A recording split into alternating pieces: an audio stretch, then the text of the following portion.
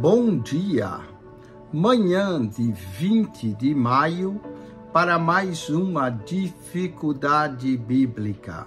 E essa é a nossa dificuldade de número 671. Estamos falando de dificuldades no livro de 2 Crônicas. 2 Crônicas, capítulo 33, verso 12 e 13, lemos: E ele, angustiado, orou deveras ao Senhor seu Deus, e humilhou-se muito perante o Deus seus pais. Ele fez oração e Deus se aplacou para com ele, e ouviu a sua súplica, e o tornou a trazer em Jerusalém ao seu reinado. Então reconheceu Manassés que o Senhor é Deus. Então reconheceu Manassés que o Senhor é Deus. Qual é a dificuldade desse texto?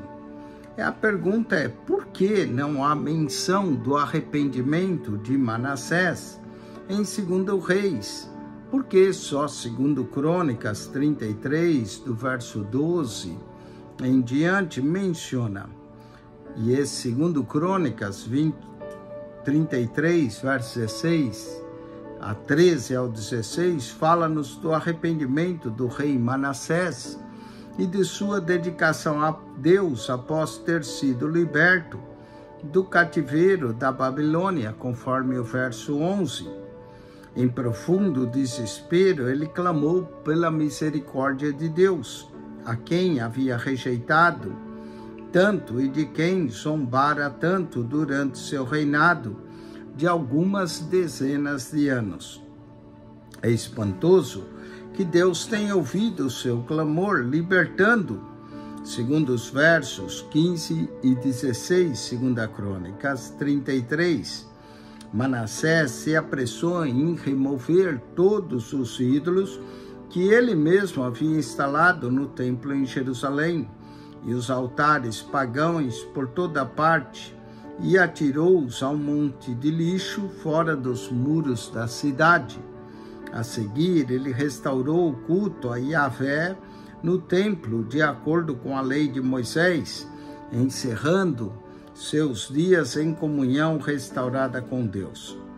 Mas por que a conversão final desse rei perverso não é mencionado no registro do livro de 2 Reis, capítulo 21? Os primeiros 9 versos desse capítulo 2 Reis 21 descrevem-nos com minúcia sua violação pecaminosa da aliança de Deus e a influência deletéria que ele exercera na queda espiritual do povo de Deus. Os 6 versos seguintes registram a sentença severa de Deus e a destruição total de Jerusalém e do Reino do Sul, por causa da perversidade sem paralelo de Manassés. O relato se encerra entre os versos 16 e 18 de 2 Reis 21, com o resumo do derramamento de sangue e da onda de crime que afligira Jerusalém sob o reinado de Manassés, não fazendo menção em nenhum momento a uma drástica mudança em seu coração antes dele morrer e ser sepultado.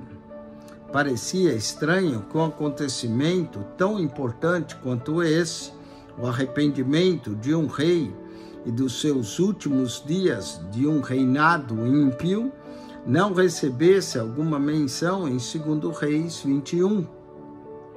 Entretanto, parece que a razão disso está no foco diferente que orientou o autor dos livros dos reis.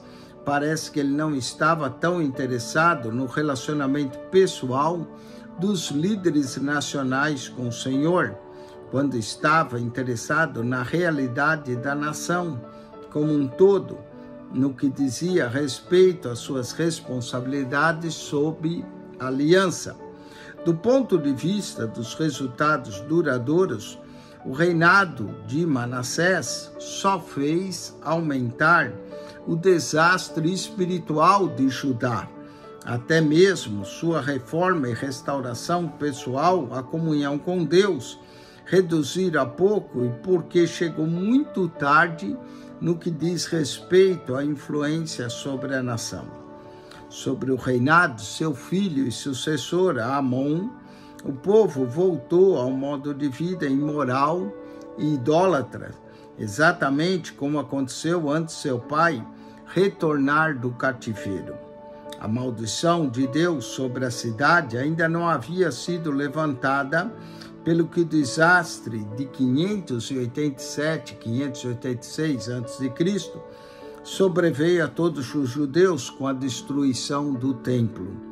No entanto, o autor de Crônicas demonstra interesse pessoal no relacionamento de cada líder ou rei manteve com Deus, assim que é em 1 Reis 15, verso 9 a 24, temos um registro relativamente curto sobre o reinado de Asa, e centralizado no erro grave que ele cometeu ao subornar Ben-Hadad de Damasco para que invadisse Israel vindo do norte, o que compeleria Baasa a desistir da sua fortificação em Ramá, na fronteira do sul.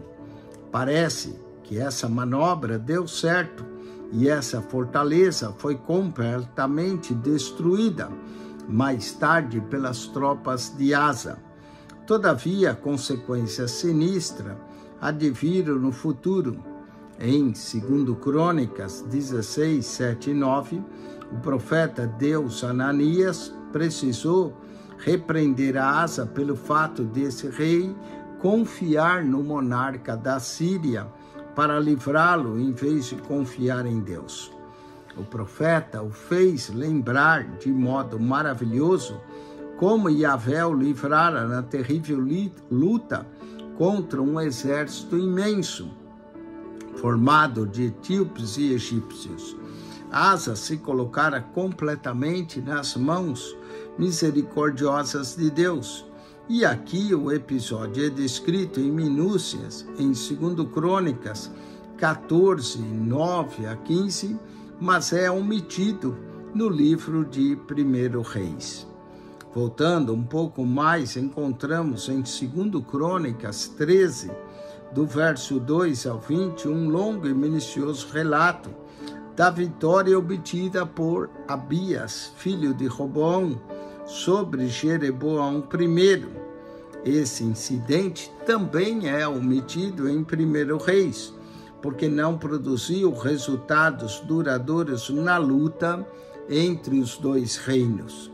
Entretanto, foi importante para o cronista, porque demonstrou como Deus, de modo maravilhoso, livra aqueles que, à semelhança de Abias, neles confiam, apesar de enfrentar grandes dificuldades e circunstâncias adversas. Desse modo, discernimos os padrões de seleção usados pelos dois escribas, pelo livro de 1 Reis, que focalizou os resultados globais do reinado de cada rei, à luz da fidelidade à aliança de Deus. E o cronista, todavia,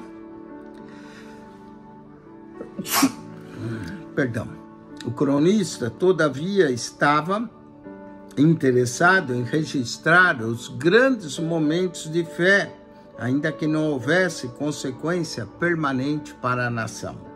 A omissão de um fato nos livros dos reis não constitui, portanto, motivo para a dúvida quanto à sua historicidade real em Crônicas, assim como a exclusão de um acontecimento de um evangelho sinótico, de modo algum justifica a dúvida quanto à sua historicidade ao ser narrada no Evangelho de João.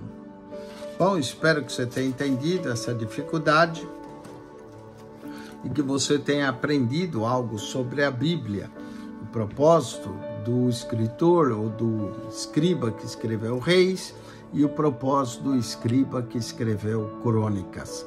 Deus te abençoe e acione o nosso canal no YouTube PR, Eugênio Piacentini, o canal da Bíblia, PR, Eugênio Piacentini, o canal da Bíblia. Ao entrar no canal, clique naquela foto redonda, vai lhe aparecer um menu, clique no playlist e ali no playlist você vai encontrar um total de 259 pastas com mais de 7.900 vídeos para você. PR Eugênio Piacentini, o canal da Bíblia. Subscreva.